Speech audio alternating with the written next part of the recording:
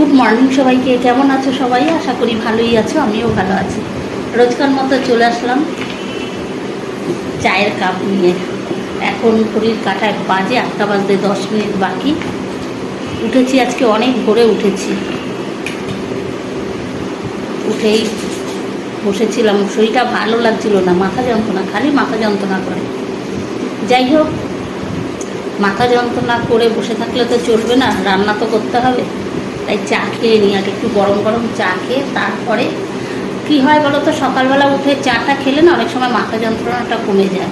কেন এরকম যন্ত্রণা হচ্ছে? কিসে? এসি ঠান্ডা?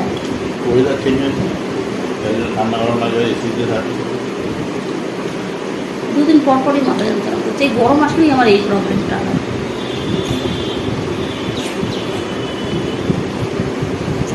তা যাই হোক, চা নিয়ে চলে আসলাম, এখন চা খেয়ে নিই, তারপরে রান্নাঘরে ঢুকবো।